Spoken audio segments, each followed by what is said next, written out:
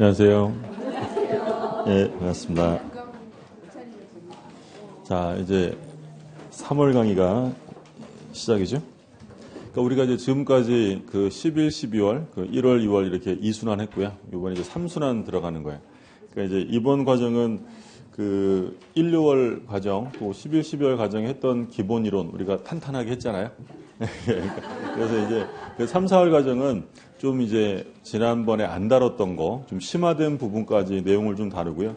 그러다 보면 이제 시간상으로 그 기초적인 내용들은 생략된다라고 생각하시면 돼요. 그러니까 오늘 처음 시작하시는 분도 계시는 것 같아요. 그렇죠? 예. 그럼 처음 시작하시는 분들은 뭐 지금 시작하셔도 충분히 합격할 수 있는데, 근데 다른 일찍 시작하신 분에 비해서는 4달 정도 또는 2달 정도 늦게 시작하신 거예요. 뭐 어쩔 수 없이 그만큼 노력을 좀 더 해주셔야 되는데, 그러니까 그 수업 들으실 때 1, 2월 과정 강의를 들으시고 수업을 듣는 게 좋아요. 우리가 1, 2월 달에는 기본 이론 하니까 여기 줄 그으세요, 별표 하세요, 별표 2개 이런 거 했는데 3, 4월 과정은 그런 거 없어요. 이미 다 돼 있는 상태이기 때문에 어느 정도 심화적인 내용을 다루니까 그러니까 좀 늦게 시작하신 만큼 좀 더 노력을 좀 해주셔야 될 것 같고요. 그 강의 계획서 받으셨죠? 예. 그 특별한 내용은 없고요. 그러니까 이런 식으로 그 진행이 될 예정인데, 근데 그 맨 밑에 4번에 뭐라고 돼 있어요? 진도가 부족할 경우에는 5월 1일에 연장 수업이 있을 수 있다 이렇게 돼 있죠. 예. 5월 1일, 4월 1일 아니고요. 5월 1일에 종강. 그러니까 수업이 요번에 8주밖에 안 나와요. 근데 8주에 민법을 끝내는 게 사실 좀 원시적 불능이라서. 예. 그래서 그 5월 첫째 주까지 수업을 할 텐데, 그러니까 첫째 주에 조금 연장 수업이 있을 수 있으니까 그때 가서 못 들었다 이러지 마시고요. 그리고 그 말씀드린 것처럼 임대차랑 특별법 보강 따로 한다고 했죠. 그 지금 맨 위에 나와 있는 것처럼 4월 1일 날, 일요일이죠. 4월 1일 정도에 예정이 되어 있습니다. 10시부터 한 6시 정도까지 할 예정이니까 혹시 뭐 변경사항이 있으면 따로 공지 드릴게요. 일단 그 4월 1일은 그 계획 잡지 마시고 뭐 간단하게 이번 강의 이렇게 시작할 테니까 좀 봐두시고, 그리고 3, 4월은 뭐 1, 2월 때도 중요하다고 했지만 3, 4월도 굉장히 중요한 시간들이죠. 이제 3, 4월 지나고 나면 이제 바로 그 이론 정리 마지막으로 하고 문제 들어가고, 3, 4월은 또 날씨가 공부하기에 좀 늘어지는 날씨예요. 오히려 좀 더우면 치열한 게 생기는데 이 날씨가 이게 푹 퍼지는 날씨라서 공부하기 쉽지 않다니까 잘 버티셔야 돼요. 제일 중요한 시기 중에 하나라고 생각하시고, 자, 오늘은 어디부터 공부할 거냐면 앞부분의 기초적인 이론은 안 보고요. 103조부터 옵니다. 공식적인 시험 범위 59쪽입니다. 오늘 58쪽까지 읽어왔더니 59쪽부터 시작하죠. 그러니까 혹시 처음 하시는 분들은 그 1, 2월 강의 아마 이 앞부분이 한두 시간 정도 진도될 거예요. 그 부분으로 좀 보충을 해주시고, 그러니까 공식적인 시험 범위가 59쪽부터 시작이 돼요. 자, 103조부터 봅니다. 59쪽에 103조. 선량한 풍속, 기타 사회 질서에 위반한 사항을 내용으로 하는 법률 행위는 무효한다. 그러니까 103조인데, 그러니까 103조는 우리가 봤던 것처럼 선량한 풍속, 기타 사회 질서에 위반하게 되면 무효다라고 했죠. 근데 보시는 것처럼 이 규정은 구체적이지 않고 매우 추상적이에요. 그러니까 반사회적 행위를 일일이 다 열거할 수 없기 때문에 이렇게 추상적인 규정을 뒀다라고 했고요.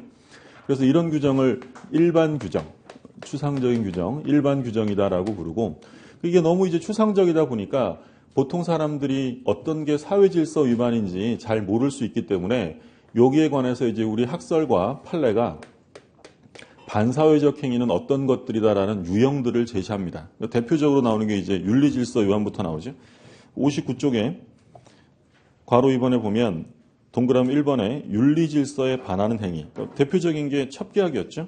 첩계학은 사회질서에 반해서 무효고, 아내가 동의를 하든 안 하든 이것은 전부 다 반사회적입니다. 다만 조심하실 점은 첩관계를 단절하면서 끝내면서 생활비나 양육비를 제공키로 하면 그 약정은 유효하다라고 했죠. 그것만 좀 조심하시고.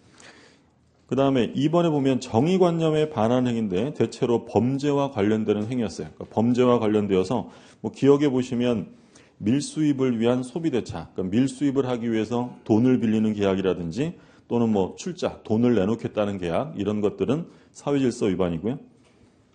리을을 좀 조심하세요. 리을.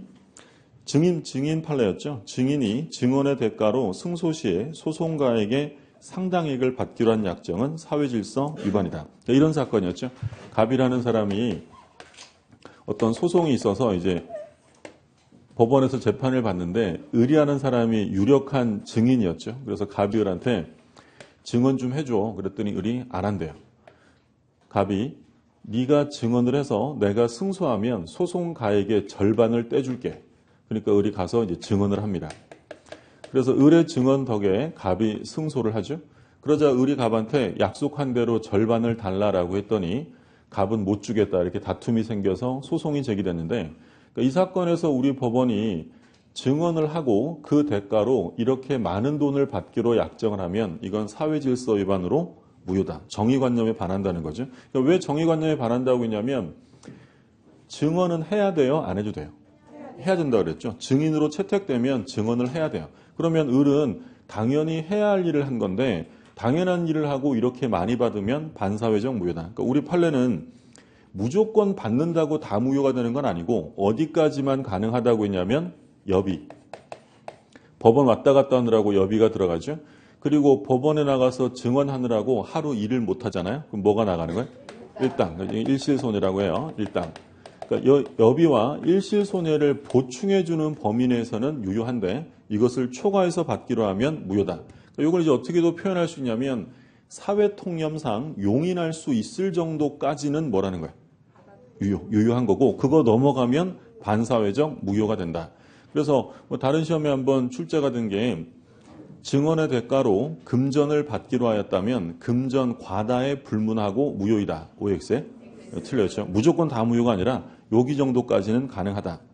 라는 판례고 다음 페이지에 보면 뭐 이중매매는 좀 이따가 이어서 보고요. 오른쪽에 3번 61쪽에 3번 개인의 자유를 심하게 제한하는 행위. 뭐 저는 평생 결혼하지 않아요. 평생 당신 밑에서 일할게요. 뭐 이런 것들 평생 시리즈 다 무효라고 했죠. 그리고 4번에 보면 생존의 기초를 처분하는 행위. 내가 버는 모든 것을 넣어주겠다. 반사회적이고. 그러니까 니은 판례, 사찰 판례 좀 조심하시라고 했죠. 사찰에 있어서 꼭 필요한 재산인 임야를 증여한 행위. 그러니까 이 사찰은 이 임야가 없으면 더 이상 사찰로서 존립할 수 없음에도 불구하고 그 임야를 처분한 거예요. 그러면 이건 결국 생존의 기초가 처분된 거죠. 반사회적 무효다라고 보는 게 판례고. 그 다음에 박스 밑에 6번에 동기의 불법이 있죠. 동기의 불법이라는 건 법률행위는 정상적으로 이루어졌는데 그 법률행위를 하게 된 동기가 사회질서 위반이다라고 했죠. 그러면 동기가 불법이면 원칙은 유효해요? 무효해요? 원칙은 유효하죠. 동기는 의사표시 요소가 아니니까. 근데 언제 무효가 된다고 했냐면 그 불법 동기가 표시되거나 알려지면. 그래서 끝에서 둘째 줄에 그 얘기 나오죠. 판례는 동기가 표시된 경우뿐 아니라 동기가 상대방에게 알려진 경우에도 법률행위 동기가 반사회 질서적인 경우에는 무효가 된다. 그러니까 예를 들어 갑이라는 사람이 을하고 을이 임대차를 합니다. 근데 이 사람이 임대차 계약을 아무 얘기 없이 체결했는데 이 사람은 요거 건물 빌려서 뭐 할 생각이었냐면 여기에다가 도박장을 개설할 생각이었어요. 그러면 이 사람의 동기는 반사회적이죠. 반사회적인데 근데 을이 아무 얘기 안 하고 갑한테 임대차 좀 해주세요라고 해서 임대차 계약을 체결했다면 원칙은 요 임대차가 유효해요? 무효라는 거예요? 원칙은 유효죠. 아무 생각 없이 한 거니까. 표시한 게 없죠. 근데 이 을이라는 사람이 임대차 계약하면서 이 방이 좀 많아야 되는데 비상통로는 잘 돼 있나? 방은 따숩나? 막 이런 걸 물어봐요. 왜 그러냐 그랬더니 얘가 여기다가 도박장 할까라고 말한 거예요. 그럼 불법 동기를 뭐 한 거예요? 표시한 거예요.